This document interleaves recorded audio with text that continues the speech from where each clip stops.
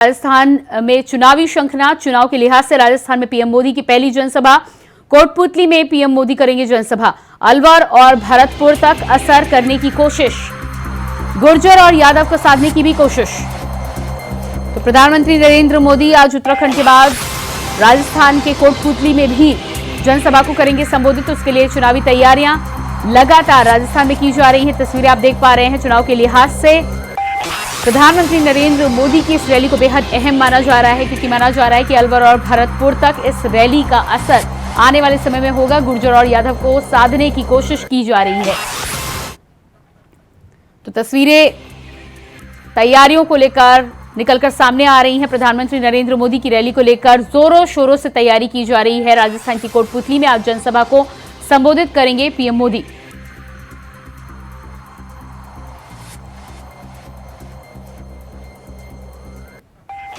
और इसी खबर पर हमारे साथ जयपुर से स्टेट हेड लोकेश नागर लाइव जुड़ चुके हैं। जी लोकेश, जिस तरह से प्रधानमंत्री नरेंद्र मोदी की उत्तराखंड के बाद राजस्थान में आज जनसभा है, रैली को संबोधित करेंगे, क्या कुछ तैयारियां आप देख पा रहे हैं और कार्यकर्ताओं में कितना उत्साह दिखाई दे रहा है?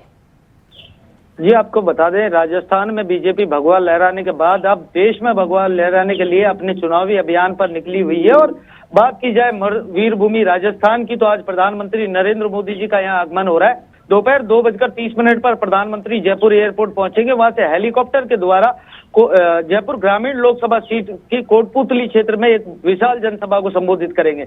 इस चुनावी रैली को लेकर आपको बता दें कि ये पूर्वी राजस्थान का वो इलाका है जहां से करीब 15 सीटें, जहां ईआरसीपी की बड़ी सौगात राजस्थान सरकार बनने के बाद बीजेपी ने राजस्थान की जनता को दी। और प्रधानमंत्री नरेंद्र मोदी आज पहुंचकर राजस्थान की जनता को ये बताने वाले हैं कि 10 साल का जो कामकाज केंद्र सरकार का रहा, साथ ही विधानसभा चुनाव के दौरान जो वादा भ्रष्टाचार के खिलाफ प्रधानमंत्री नरेंद्र मोदी ने किया था, उस वादे को राजस्थान सरकार बनने के बाद निभाया गया है।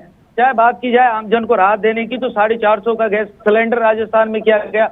वहीं आपको बताएं, पिछले 2 दिन से लगातार अमित शाह राजस्थान के दौरे पर हैं और चुनावी रणनीति पर लगातार काम किया जा रहा था। तमाम बड़े नेताओं के साथ उन्होंने बैठक की, सीकर में एक बड़ा रोड शो किया और ये साफ संदेश कार्यकर्ताओं को दिया कि जो लोग भ्रष्टाचारी थे वो जेल की सलाखों के पीछे जाएंगे। वहीं पूर्व मुख्यमंत्री अशोक गहलोत पर भी निशाना साधा। उन्होंने कहा कि विपक्ष लगातार ये कह रहा है कि लोकतंत्र खतरे में है, लेकिन जो भ्रष्टाचार करेगा वो सलाखों के पीछे जाएगा। साथ ही कार्यकर्ताओं को भी आश्वस्त किया उन्होंने कि जो डर कर भ्रष्टाचारी बीजेपी की ओर भाग रहे हैं या बीजेपी ज्वाइन कर रहे हैं, उन लोगों को कुछ नहीं मिलेगा।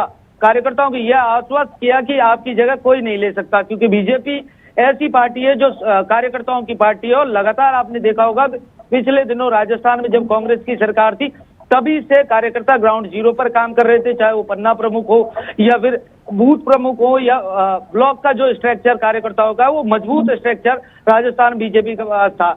इस बार कांग्रेस की ओर से दावा किया गया था कि करीब 5 से 6 लोकसभा सीटों पर कांग्रेस जीत हासिल करेगी। वो सीटें थी जो सचिन पायलट और कांग्रेस के कई बड़े नेताओं के प्रभाव वाली सीटें थी। ये भी कहा जा रहा था कि कांग्रेस के कई बड़े नेता चुनाव लड़ेंगे, अशोक गहलोत खुद चुनावी मैदान में होंगे, सचिन पायलट होंगे। लेकिन अब स्थिति स्पष्ट हो चुकी है कि बड़े नेता चुनावी मैदान में नहीं उतरे हैं। साथ ही साथ कांग्रेस के प्रत्याशी लगातार इस तरह के बयान दे रहे हैं कि पार्टी खतरे में थी, इसलिए जबरदस्ती हमें लोकसभा चुनाव लड़ाया गया। तो निश्चित रूप से देखा जा सकता है कि राजस्थान में जो भगवा लहराने की रणनीति बीजेपी की थी, उसी को लेकर लगातार बड़े नेता राजस्थान में। और आज प्रधानमंत्री नरेंद्र मोदी जब कोटपुतली में सभा को संबोधित करेंगे तो विशाल पंडाल बनाया गया और करीब 2 लाख लोगों के वहां पहुंचने का लक्ष्य बीजेपी की ओर से रखा गया है। इस सभा में बीजेपी के तमाम बड़े नेता मौजूद रहेंगे। और प्रधानमंत्री के दौरे से पहले अमित शाह राजस्थान आए थे। कुछ जो मनमुटाव कुछ नेताओं के बीच में थे, तो एक संदेश दिया गया कि एकजुट होकर लोकसभा चुनाव की तैयारी करें और पिछले 2 लोकसभा चुनावों की तरह राजस्थान में 25 के 25 सीटें जीतकर बीजेपी की झोली में डाली जाए। जी बिल्कुल। तो जिस तरह से 2 लाख लोगों के आने की आप बात कर रहे हैं, जोरों शोरों से तैयारी की जा रही है भारतीय जनता पार्टी को लेकर, क्योंकि विधानसभा चुनाव में भारतीय जनता पार्टी की बम्पर जीत हुई है और ऐसे में लोकसभा को लेकर कार्यकर्ताओं की बात करें तो कितने उत्साहित और कितने जोश से भरे हुए नजर आ रहे हैं? निश्चित रूप से जिस पार्टी की सरकार होती है उस पार्टी को चुनाव में लाभ मिलता है। और जिस तरह बात किया जाए विधानसभा चुनाव के बाद जब मुख्यमंत्री के चुनाव की बात आई, तो एक सामान्य कार्यकर्ताओं को मुख्यमंत्री की कुर्सी दी गई जिसको जमीनी हकीकत पता थी। 100 दिन के कामकाज से वो नजर भी आता है। भजन लाल लगातार राजस्थान के कोने कोने में जाकर जमीनी हकीकत को समझ रहे हैं और जहां राहत दी जा सकती है वहां राहत भी दे रहे हैं।